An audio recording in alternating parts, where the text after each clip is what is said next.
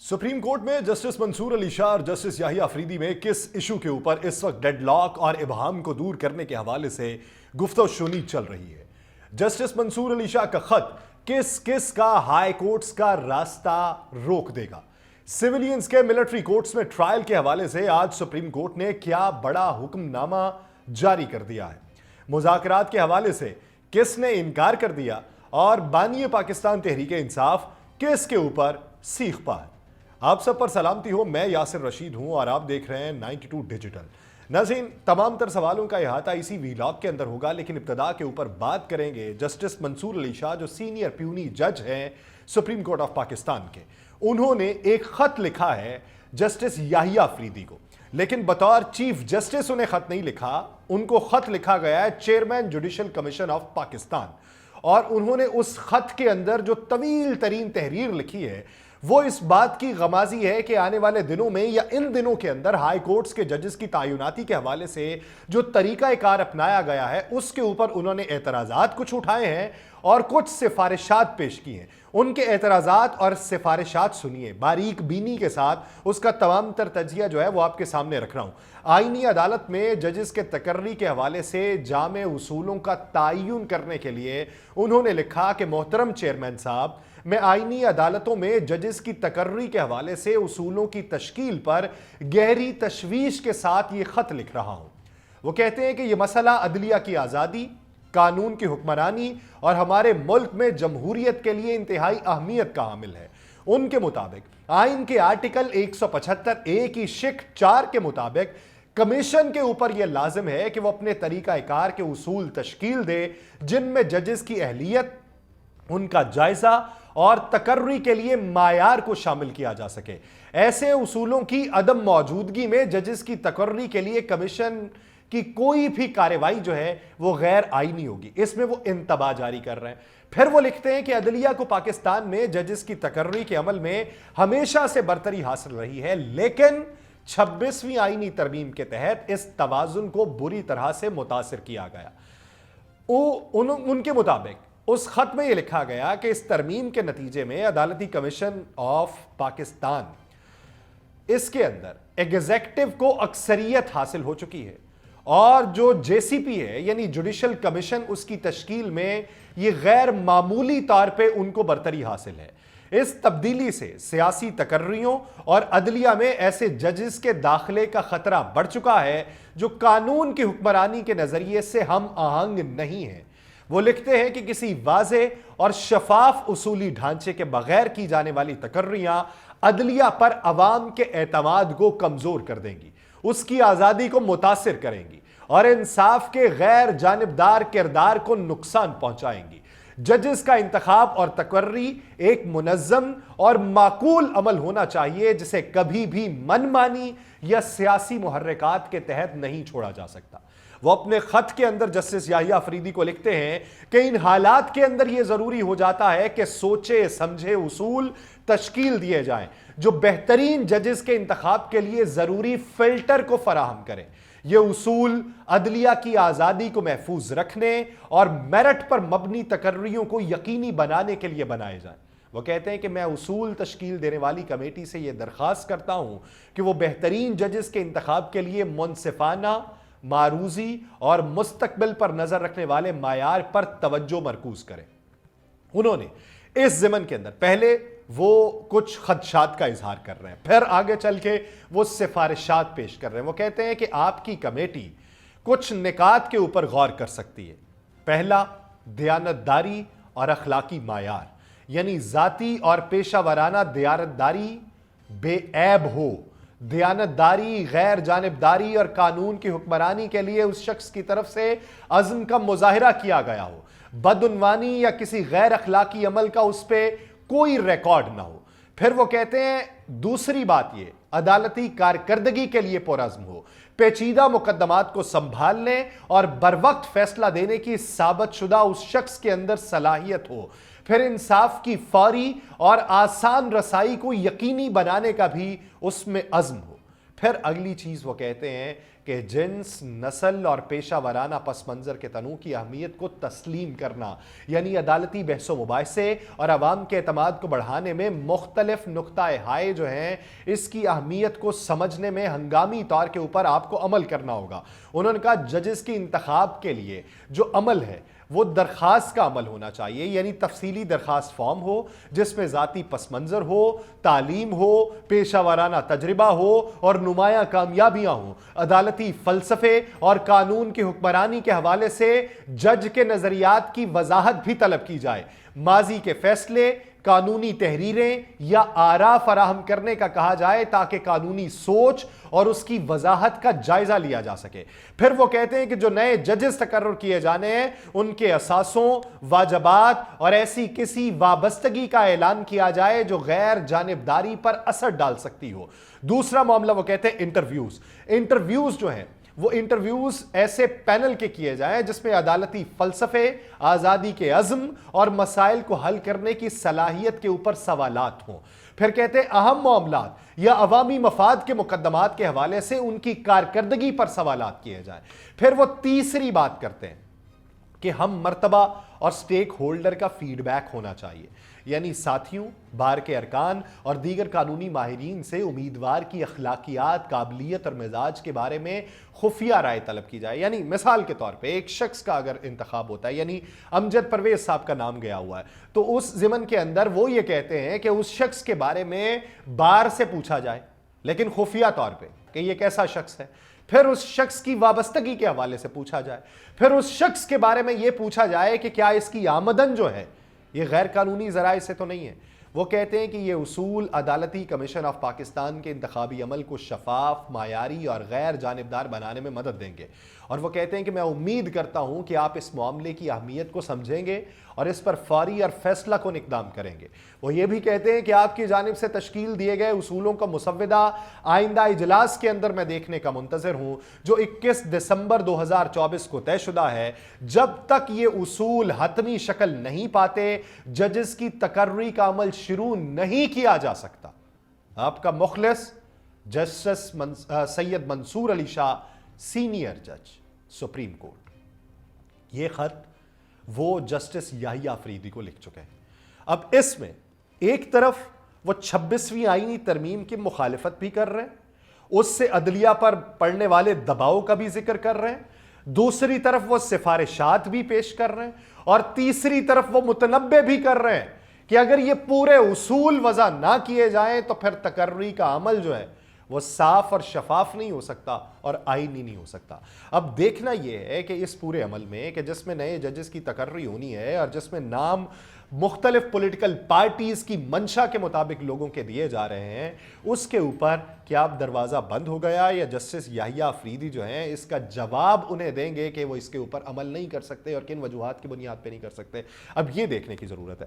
دوسری طرف اہم خبر یہ ہے کہ سپریم کورٹ کے آئینی بینچ نے فوجی عدالتوں کو ملزمان کے کیسز کے فیصلے سنانے کی مشروط اجازت دے دی ہے۔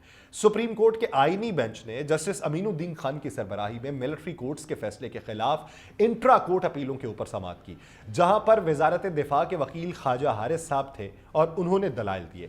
سماعت کے آغاز کے اوپر جسٹس جمال خان مندوخیل نے ریمارکس دیے کہ اس نقطے کے اوپر دلائل دیں کہ آرمی ایکٹ کی کالعدم دفعات آئین کے مطابق ہیں، کیا آرمی ایکٹ میں ترمیم کر کے ہر فرد کو اس کے زمرے میں لایا جا سکتا ہے؟ اس پہلو کو بھی مد نظر رکھیں کہ آرمی ایکٹ 1973 کے آئین سے پہلے بنا تھا۔ جسٹس محمد علی مظہر صاحب نے استفسار کیا کہ پہلے یہ بتائیں کہ عدالتی فیصلے میں دفعات کالعدم کرنے کی وجوہات کیا ہیں۔ خواجہ حارث صاحب نے جواب دیا کہ سپریم کورٹ کے فیصلے کے اندر خامیاں ہیں۔ جسٹس محمد علی مظہر صاحب نے ریمارکس دیے کہ کل بھی کہا تھا کہ 9 مئی واقعات کی تفصیلات فراہم کریں، فی الحال تو ہمارے سامنے معاملہ صرف کور کمانڈر ہاؤس کا ہے، اگر کیس صرف کور کمانڈر ہاؤس تک ہی رکھنا ہے تو بھی آگاہ کر دیں۔ اس پر ایڈیشنل اٹارنی جنرل نے جواب دیا کہ تمام تفصیلات آج صبح ہی موصول ہوئی ہیں، تفصیلات جو ہیں وہ متفرق درخواست کی صورت میں جمع کروا دوں گا۔ تو آئینی بینچ میں شامل جسٹس مسرت ہلالی نے سوال کیا کہ جن دفعات کو کالعدم قرار دیا گیا ان کے تحت ہونے والے ٹرائل کا کیا ہوگا؟ 9 مئی سے پہلے بھی تو کسی کو ان دفعات کے تحت سزا ہوئی ہوگی۔ وزارت دفاع کے وکیل نے اس موقع پر جواب دیا کہ عموماً کالعدم ہونے سے پہلے متعلقہ دفعات پر ہونے والے فیصلوں کو تحفظ ہوتا ہے۔ اس پر جسٹس مسرت ہلالی نے ریمارکس دیے کہ یہ تو ان ملزمان کے ساتھ تعصب برتنے والی بات ہوگی۔ جسٹس جمال خان مندوخیل نے کہا کہ افواج پاکستان میں کوئی شخص زبردستی نہیں بلکہ اپنی مرضی سے جاتا ہے اور فوج میں شامل ہونے والے کو معلوم ہوتا ہے کہ اس پہ آرمی ایکٹ لاگو ہوگا اور آرمی ایکٹ کے تحت بنیادی حقوق میسر نہیں ہوتے۔ آرمی ایکٹ جو بنایا ہی فوج کے لیے، ملازمت کے قواعد اور ڈسپلن کے لیے ہے، اس پر وکیل خواجہ حارث نے کہا کہ فوج میں کوئی بھی جرم کی نیت سے نہیں جاتا، بنیادی حقوق جرم کرنے پر ہی ختم ہوتے ہیں۔ جسٹس جمال خان مندوخیل صاحب نے پوچھا کہ کیا اپیل کے اندر صرف جو سپریم کورٹ ہے وہ صرف اپیل کنندہ کی استدعا تک محدود رہے گی؟ کیا عدالت فیصلے کے دیگر پہلوؤں کا بھی جائزہ لے سکتی ہے؟ جسٹس امین الدین خان صاحب نے کہا کہ فریقین جو ہیں اپنی معروضات تک محدود رہ سکتے ہیں لیکن عدالت نہیں رہ سکتی۔ جب تمام تر دلائل آج عدالت کے سامنے پیش کر دیے گئے تو سماعت کے اختتام پر آئینی بینچ نے کیس میں آج کی سماعت کا آرڈر جاری کرتے ہوئے فوجی عدالتوں کو 85 ملزمان کے فیصلے سنانے کی اجازت دے دی۔ آئینی بینچ نے یہ کہا کہ فوجی عدالتوں کے فیصلے سپریم کورٹ میں زیر التوا مقدمے کے فیصلے سے مشروط ہوں گے۔ جن ملزمان کو سزاؤں میں رعایت مل سکتی ہے وہ دے کر رہا کیا جائے، جن ملزمان کو رہا نہیں کیا جا سکتا انہیں سزا سنانے پر جیلوں میں منتقل کر دیا جائے۔ اور عدالت نے ملٹری کورٹس کیس کی سماعت جو ہے وہ موسم سرما کی چھٹیوں کے بعد تک ملتوی کر دی ہے۔ تو یوں یہ بات تو ہوئی کہ جن کی بریت ہونی ہے وہ بری ہو جائیں گے اور جن کو سزائیں سنائی جانی ہیں ان کے لیے ریلیف یہ ہے کہ وہ ملٹری تحویل سے نکل کر عام جیلوں کے اندر آ جائیں گے۔ اب 85 ملزمان کا جو فیصلہ ہونا ہے اس کی امید ابھی باقی ہے کہ اس فیصلے میں کیا کہا جاتا ہے۔ دوسری طرف کا منظرنامہ جو مذاکرات کے حوالے سے ہے، شیر افضل خان مروت نے آج یہ کہا ہے کہ ابھی حکومت کے ساتھ مذاکرات شروع نہیں ہوئے، ابھی تو صرف سلام دعائی ہوئی ہے۔ انہوں نے کہا 15 دسمبر سے پہلے بات ہو جائے تو ملک کے لیے اچھا ہے کیونکہ ملک میں سیاسی عدم استحکام پایا جاتا ہے۔ اور 15 دسمبر تک مذاکرات کی ڈیڈ لائن سے متعلق سوال پہ پاکستان تحریک انصاف کے رہنما نے کہا کہ 15 دسمبر کو بانی P T I Imran Khan نے ترسیلات زر سے متعلق کال دی ہوئی ہے۔ حالات جوں کہ تو رہے تو سول نافرمانی سے متعلق عمران خان کے احکامات کے اوپر عمل درآمد ہوگا۔ انہوں نے یہ بھی کہا کہ بانی پی ٹی آئی نے ابھی مذاکرات کا نہیں کہا، ابھی صرف مذاکراتی کمیٹی بنائی ہے۔ اس وقت پی ٹی آئی کارکنوں کے گھروں میں ماتم ہے اور ایسی صورتحال میں مذاکرات کا شوشہ چھوڑنا مناسب نہیں ہے۔ مذاکرات کی باتیں کرنے سے کارکنوں کو مایوسی ہوگی۔ اور دوسری طرف قومی اسمبلی اجلاس میں نقطہ اعتراض کے اوپر اسد کیسر صاحب نے یہ کہا کہ اسپیکر قومی اسمبلی ایاز صادق کے گھر فاتح خانی کے لیے گیا تھا، اسپیکر سے مذاکرات سے متعلق کوئی بات چیت نہیں ہوئی۔ اسد کیسر صاحب نے یہ بھی وضاحت کی کہ ہمارے ابھی حکومت سے کوئی مذاکرات نہیں ہو رہے۔ انہوں نے یہ کہا کہ 26 نومبر کے احتجاج کے اندر کس قانون کے تحت جو ہمارے کارکنان تھے ان کو دبایا گیا، ہم اس قانون کو غیر آئینی سمجھتے ہیں۔ پاکستان تحریک انصاف کے بانی عمران خان صاحب نے حکومت کے ساتھ مذاکرات نہ ہونے کی صورت میں 14 دسمبر سے ملک میں سول نافرمانی کی تحریک شروع کرنے کا اعلان کر رکھا ہے۔ اچھا، خبریں پہلے آئیں کہ مذاکرات کا پہلا راؤنڈ ہو گیا، لیکن پھر اس کے حوالے سے باتیں یہ منظر عام پہ آنا شروع ہوئیں کہ نہیں، یہ مذاکرات کا پہلا راؤنڈ ہوا ہی نہیں، غیر رسمی تھا اور یہ اشارہ کچھ اور ہے۔ پھر اسی کی بنیاد کے اوپر جو کیسز چل رہے ہیں اس میں تھوڑا سا التوا دیکھا گیا۔ لیکن اس بات کے اوپر ذرا غور کیجئے کہ بانی پاکستان تحریک انصاف کے بارے میں خبر یہ ہے کہ انہوں نے غصے کا بھی اظہار کیا ہے۔ ان کو کسی نے یہ بتایا ہے کہ مذاکرات کے لیے پاکستان تحریک انصاف آگے بڑھ رہی ہے اور وہ کہہ رہی ہے کہ کر لے مذاکرات، تو اس سے کمزوری کا اظہار ہو رہا ہے۔ تو انہوں نے کہا کہ اس شرط کے اوپر مذاکرات کیے جانے تھے کہ ہماری سنی جائے گی، ہمارے موقف کو سنا جائے گا، یہ نہیں کرنا کہ کچھ لو اور کچھ دو کی پالیسی اپنائی جائے۔ تو یہ والی باتیں کہ جس کے اوپر اب بیانات کسی حد تک تبدیل ہوئے ہیں، لیکن محمود خان اچکزئی صاحب بھی کافی ایکٹیو دکھائی دیتے ہیں۔ کل میں نے پوچھا تھا علی محمد خان صاحب سے، میں نے کہا جی کہ یہ بتائیں کہ سول نافرمانی کے خد و خال کیا ہوں گے؟ سول نافرمانی کا لفظ تو موجود ہے لیکن اس کے خد و خال اور اس کی شدت کے بارے میں کوئی بات موجود نہیں ہے، تو خد و خال جو ہے وہ وضع کیجئے کہ سول نافرمانی کرنی کیا ہے، جس کا آج شیر افضل خان مروت نے کہا کہ اس کا پہلا مرحلہ یہ ہے کہ ترسیلات زر جو ہیں اس میں کمی واقع کرنی ہے۔ میں نے ان سے سوال کیا کہ جب آپ کو معلوم ہے کہ حکومت جو ہے آپ کے ساتھ کبھی اچھا نہیں کرے گی اور کبھی اچھا نہیں کیا، تو پھر سوال یہ پیدا ہوتا ہے کہ جب آپ سول نافرمانی میں جائیں گے، کسی گھر کا میٹر کٹ گیا، اس کی اگلے پروسیجر میں میٹر کٹ گیا تو 2 دن اس سے برداشت نہیں ہوگا، تو وہ کیا کرے گا؟ تو یہ کیسے قابل عمل؟ انہوں نے کہا جی کہ یہ حکومت کے یہ سول نافرمانی کی کال حتمی نہیں ہے، حکومت اگر مذاکرات کر لے تو یہ واپس چلے جائیں گے۔ میں نے کہا پھر یہ بتائیے کہ اس کا دورانیہ کتنا ہوگا؟ حکومت آج کہتی ہے مذاکرات کریں، مذاکرات کے ادوار چلتے رہتے ہیں اور مذاکرات شروع ہو جاتے ہیں، تو پھر کیا کسی حتمی نتیجے تک پہنچنے کے بعد کال دیں گے یا پھر 2-4 دن دیکھ کے ہی کال دے دیں گے؟ تو وہ جو تاریخ ہے کیا وہ مذاکرات شروع کرنے کے حوالے سے ہے یا مذاکرات کا حتمی نتیجہ نکلوانے کے حوالے سے؟ تو اس پہ خاموشی ہی اختیار کی گئی ہے اور اس پہ کوئی واضح جو جواب نہیں ملا کہ جس سے یہ تعین کیا جا سکے کہ پاکستان تحریک انصاف ان دنوں میں سوچ کیا رہی ہے۔ لیکن آج جو خبر منظر عام پہ آئی کہ ملٹری کورٹس کے اندر سیویلینز کے جو ٹرائل تھے اس کا فیصلہ جو ہے وہ مشروط سنانے کی اجازت دی گئی ہے، تو اسی بیچ میں ایک اور خبر بھی آئی کہ جنرل فیض کے جن سیاستدانوں کے ساتھ رابطے تھے ان میں نون لیگ اور پیپلز پارٹی کے کچھ سیاستدان بھی شامل تھے، اور جنرل فیض 50 کے قریب سیاستدانوں کے ساتھ رابطے پہ تھے، جن میں سے بیشتر کا تعلق تو پاکستان تحریک انصاف سے تھا ہی، لیکن حکام کے پاس بتایا جاتا ہے کہ ان رابطوں کے شواہد موجود ہیں جن میں اس بات کے ثبوت بھی موجود ہیں کہ پی ٹی آئی کے مبینہ طور پہ جنرل فیض کی طرف سے رہنمائی کی گئی۔ ان رابطوں کے بعض پہلوؤں کی تحقیقات جاری ہیں اور یہ بھی ہے کہ ان میں سے بہت سارے لوگ اب پاکستان تحریک انصاف میں بھی نہیں ہیں۔ جنرل فیض کا جو اس ضمن کے اندر موقف بتایا جا رہا ہے وہ یہ ہے کہ سیاسی لوگوں سے یہ جو رابطے تھے معمول کی سماجی بات چیت تھی، لیکن کچھ معاملات میں یہ رابطے مبینہ طور پہ کچھ ذاتی کاموں جیسے تھے، جیسے کسی کو ملازمت دلوانا، کسی کو ٹکٹ دلوانا، اس لیے بھی یہ رابطے کیے گئے۔ آئی ایس پی آر نے یہ کہا تھا کہ باضابطہ طور پہ سیاسی سرگرمیوں میں ان کے ملوث ہونے اور آفیشل سیکرٹ ایکٹ کی خلاف ورزی سمیت کئی جرائم کے الزامات عائد کیے گئے ہیں۔ ان خلاف ورزیوں سے ریاستی سلامتی اور مفادات کو نقصان ہوا ہے، اور جنرل فیض کو باضابطہ طور پہ سیاسی سرگرمیوں میں ملوث ہونے، آفیشل سیکرٹ ایکٹ کی خلاف ورزی جیسے ریاست کو نقصان پہنچانے کے اقدامات، اختیارات اور سرکاری وسائل کے غلط استعمال اور کسی شخص کو غلط نقصان پہنچانے کے الزامات کے تحت باضابطہ طور پہ گرفتار کیا گیا۔ اگرچہ کچھ وفاقی وزراء نے یہ الزام لگایا کہ جنرل فیض اور عمران خان 9 مئی کے فسادات میں ملوث تھے، لیکن آئی ایس پی آر نے واضح طور پہ کہا کہ 9 مئی کے واقعات میں فیض حمید کے کردار کی بھی تحقیقات کی جا رہی ہیں، اور بل واسطہ یا بلا واسطہ روابط کے حوالے سے بھی اس وقت جو معاملہ ہے وہ زیر تفتیش ہے۔ آئی ایس پی آر نے یہ بھی کہا تھا کہ جنرل فیض حمید کے شورش اور بدامنی پیدا کرنے سے متعلق واقعات، جو کئی دیگر واقعات جن میں 9 مئی کے واقعات پر یہ چیزیں ہیں، اس پہلو پر بھی تحقیقات ہو رہی ہیں کہ یہ ذاتی سیاسی مفادات یا کسی کی ایما پر کیے گئے تھے یا اس میں کوئی ملی بھگت شامل تھی۔